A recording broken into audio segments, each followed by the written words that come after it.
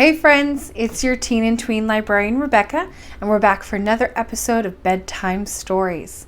Last episode felt like it was straight out of a horror movie. I don't think these guys have had much luck on the sea.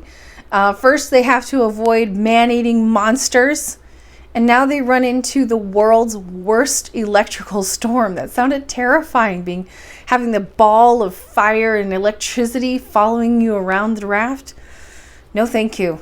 So they've had a bad luck, but hopefully they'll come out of it soon. Although, as you'll see in this new chapter's title, that might not be today.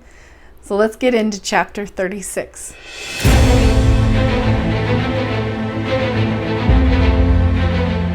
Chapter 36.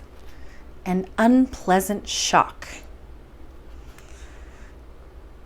Here ends what I have called the log, happily saved from the wreck, and I resume my narrative as before. What happened when the raft was dashed against the reefs of the coast, I cannot say. I felt myself being flung into the sea, and if I escaped death, if my body was not torn to pieces on the sharp rocks, that was because Hans' strong arm snatched me from the abyss. The brave Icelander carried me out of reach of the waves to a hot sandy beach, where I found myself lying side by side with my uncle. Then he returned to the rocks on which the furious waves were beating to save what he could from the wreck. I wasn't able to speak, overcome as I was by fatigue and excitement. It took me a whole hour to recover. Meanwhile, the rain went on falling in a positive deluge, though with that violence which usually indicates that a storm is nearly over. A few overhanging rocks offered us a shelter from the torrential downpour. Hans prepared some food, which I could not even touch, and each of us, exhausted by 3 wakeful nights, fell into a painful sleep. The next day, the weather was magnificent.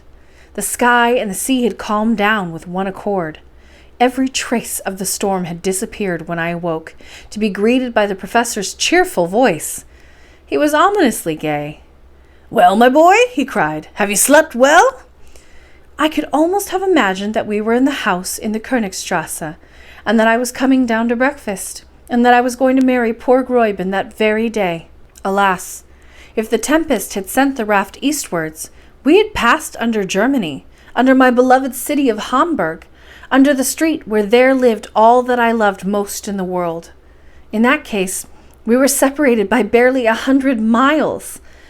But they were 100 vertical miles of solid granite, and in reality we were more than 2,000 miles apart. All these painful thoughts crossed rapidly through my mind before I could answer my uncle's question. "Well," he said, "don't you want to tell me how you've slept?"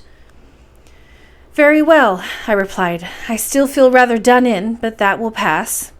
"Of course it will. You're just a little tired, that's all."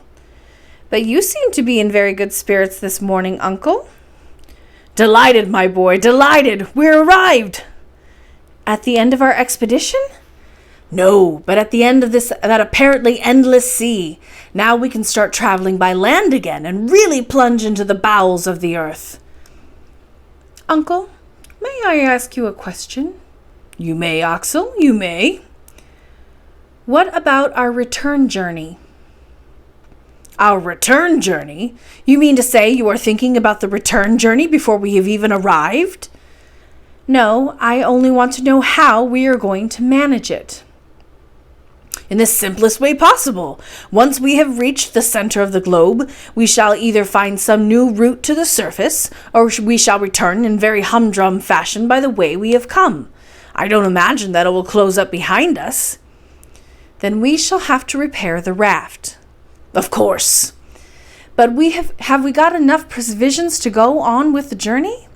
"Oh, yes. Hans is an able fellow, and I'm sure he will have saved most of the cargo. But let us go and make sure." We left the open grotto. I cherished the hope, which was a fear at the same time. It seemed to me impossible that the terrible wreck of the raft should not have destroyed everything on board. I was mistaken. On my arrival on the shore, I found Hans in the midst of a host of neatly arranged articles. My uncle shook hands with him with fervent gratitude, for with superhuman devotion, of which it would be difficult to find the equal, he had worked while we were asleep and had saved the most precious articles at the risk of his own life. Not that we had not suffered some serious losses, for instance our guns, but in the last analysis we could do without them. Our stock of powder, after nearly exploding during the storm, was intact. "Well," exclaimed the professor, "if we haven't any guns, we can't go hunting, that's all." "Yes, but what about the instruments?" "Here is the manometer, the most useful of all, and the one for which I would willingly have given all the others. With it I can calculate how deep we are and know when we have reached the center. Without it we might go too far and come out at the antipodes." His gaiety was really ferocious. "But where's the compass?" I asked. "Here it is on the rock, in perfect condition, as well as the chronometer and the thermometers. Oh, that guide is a splendid fellow." There was no denying it. None of the instruments was missing, while, as for the tools and equipment, I could see the ladders, ropes, pickaxes, and so on, laid out in the sand. However, the question of provisions still had to be cleared up. "What about the provisions?" I said. "Let us see," replied the professor. The crates which contained them were arranged in a row on the shore in a perfect state of preservation. For the most part the sea had spared them, and what with biscuits, salt meat, gin, and dried fish, we had enough food for another 4 months. 4 months! Cried the professor. "Why, we have time to get there and back, and with what is left I will give a great dinner to my colleagues at the Johanneum." I ought to have been used to my uncle's character by now, yet the man still astonished me. "Now," he said, "we must replenish our stock of water with the rain the storm has left in all these granite basins, so that we will have no reason to be afraid of going thirsty. As for the raft, I will ask Hans to repair it as best as he can, although I don't imagine we shall need it again." "Why not?" I cried. "Just an idea of mine, my boy. I don't think we shall get out the way we came in." I looked at the professor rather suspiciously, wondering whether he had not gone out of his mind. Yet he little knew how right he was. "Let's go and have breakfast," he said.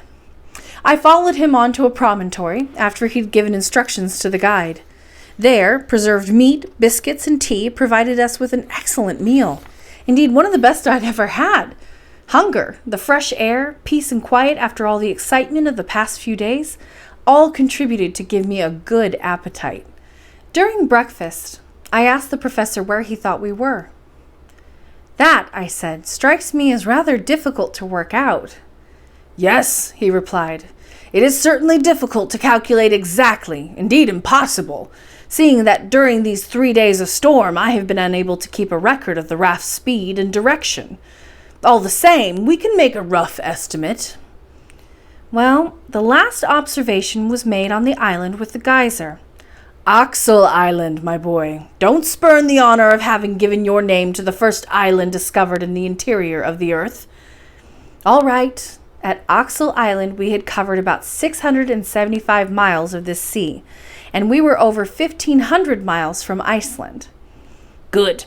Let us start from that point and count 4 days of storm, during which our rate cannot have been less than 200 miles every 24 hours. "I agree. That would make 800 miles to be added." "Yes, and the Liedenbrock Sea would be about 1,500 miles from shore to shore.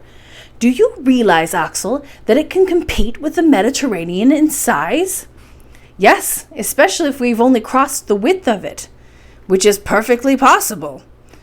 "Another curious thing," I added, "is that if our calculations are correct, we have now got the Mediterranean over our heads." "Really?" "Yes, because we are 2,250 miles from Reykjavik." "That's a tidy distance, my boy, but we can't say for sure that we are under the Mediterranean and not under Turkey or the Atlantic unless we are certain that our direction has not changed." "I feel sure it hasn't. The winds seem to be constant, so I think this shore must be southeast of Port Gräuben." "Well, we can easily find out by consulting the compass. Let us go and see what it says." The professor made for the rock on which Hans had placed the instruments. He was gay and cheerful, rubbing his hands and striking attitudes like a young man. I followed him, curious to know whether I had been right in my estimate. Arriving at the rock, my uncle took the compass and examined the needle, which after a few oscillations took up a fixed position. My uncle rubbed his eyes and looked again. Then he turned to me in amazement. "What's the matter?" I asked. He motioned me to examine the instrument. I gave an exclamation of surprise. The north tip of the needle was pointing to what we supposed to be the south. It was pointing inland instead of out to sea. I shook the compass and examined it carefully. It was in perfect condition. In whatever position I placed the compass, the needle stubbornly returned to this unexpected direction. There seemed to be no doubt that during the storm a sudden change of wind had occurred, which we had not noticed, and had brought the raft back to the shore, which my uncle thought he had left behind him. It's possible, right?